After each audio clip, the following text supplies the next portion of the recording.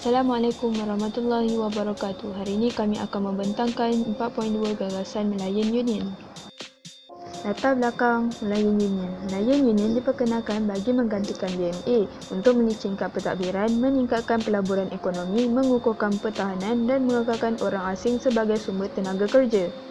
Kronologi pelaksanaan Malayan Union. Unit Perancangan Tanah dibentuk oleh Major General Ralph Horn. Rancangan Malayan Union dibentang di Parlimen British pada 10 Oktober 1945. Memorandum dihantar bagi meminta kewarganegaraan tidak mengikuti Josoli. Kertas putih dilaksanakan bagi rancangan Malayan Union dan Malayan Union dilaksanakan pada 1 April 1946.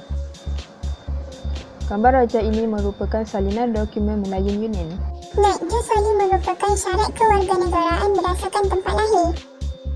Ciri-ciri pentadbiran Malayan Union ada 4 iaitu kesatuan, Raja-Raja Melayu, Ketua Pentadbiran dan kewarganegaraan. Kesatuan, negeri-negeri Melayu bersekutu, negeri-negeri Melayu tidak bersekutu dan negeri-negeri Selat digabungkan kecuali Singapura. Ketua Pentadbiran diketuai oleh Gubernur British yang dilantik oleh England. Majlis Eksekutif dan Majlis Perundangan dibentuk. Raja-Raja Melayu, Sultan menjadi ahli majlis Raja-Raja, hanya bincang soal agama Islam dan adat istiadat sahaja.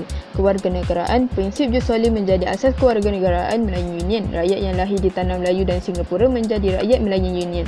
Yang berumur 18 tahun ke atas dan bermastatin selama 10 hingga 15 tahun akan diberikan kewarganegaraan. Yang berumur kurang 18 tahun jika ibu bapa merupakan warga negara akan diberikan kewarganegaraan juga. Prinsip Sir Horace McMichael mendapatkan tanda tangan Sultan. Pada 11 Oktober 1945, McMichael, wakil kerajaan British, tiba di Port Swettenham, Selangor dengan menaiki kapal Royalist. Beliau ditemani oleh A.T. Newbold sebagai jurubahasa.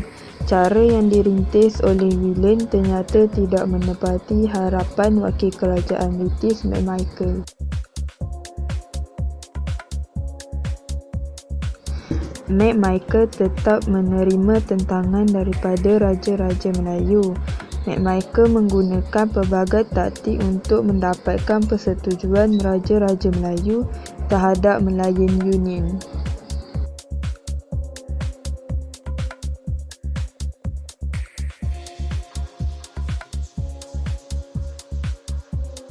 Dalam tempoh 2 bulan, beliau berjaya mendapatkan tanda tangan persetujuan 9 orang Raja-Raja Melayu. British mendapatkan tanda tangan Sultan. H.C. William merintis jalan menghadap Raja-Raja Melayu bermula 8 hingga 24 September 1945. Sultan pertama yang ditemui ialah Sultan Johor. Seterusnya diikuti dengan Sultan Selangor, Kedah, Perlis, Perak, Negeri Sembilan, Pahang, Terengganu dan Kelantan. Beliau meyakini bahawa Raja-Raja Melayu akan menyokong British dan menandatangani Malayan Union. Misi William telah memudahkan tugas McMichael.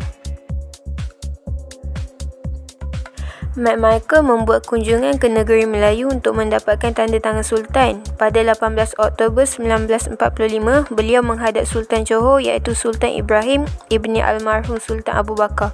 Sultan Ibrahim menurunkan tanda tangan baginda pada 20 Oktober 1945. Seterusnya, McMichael menghadap Sultan Selangor, Sultan Hisamuddin Alam Shah ibni almarhum Sultan Alauddin Sulaiman Shah. Baginda Sultan menurunkan tanda tangan pada 24 Oktober 1945. Pada 31 Oktober 1945, McMichael menghadap Sultan Abu Bakar Ayatuddin Al-Muazzam Shah ibni almarhum Sultan Abdullah Al-Mutasim Billah, Sultan Pahang.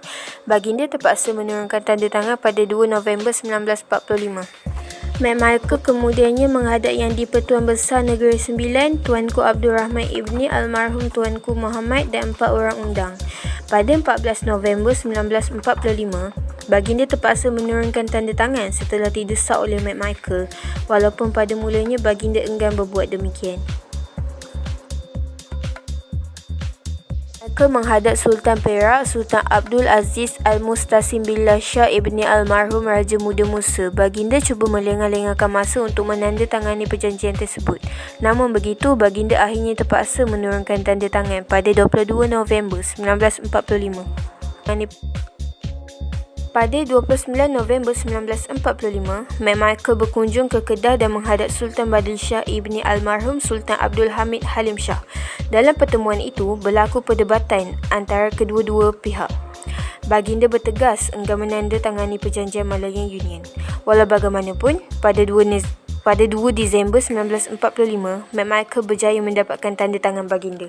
4 Disember 1945, Raja Perlis Tuanku Syed Putra Jamalulail ibni almarhum Syed Hassan Jamalulail telah menurunkan tanda tangan setelah didesak oleh Mat Michael.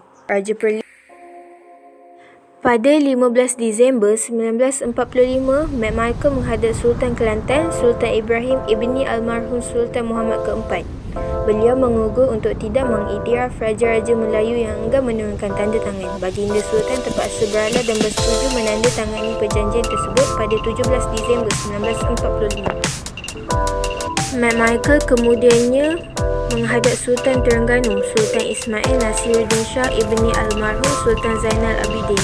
Pada mulanya, baginda enggan menandatangani dokumen tersebut kerana perjanjian ini bertentangan dengan Undang-Undang Tubuh Negeri Terengganu. Namun begitu, baginda akhirnya menurunkan tanda tangan pada 21 Disember 1945.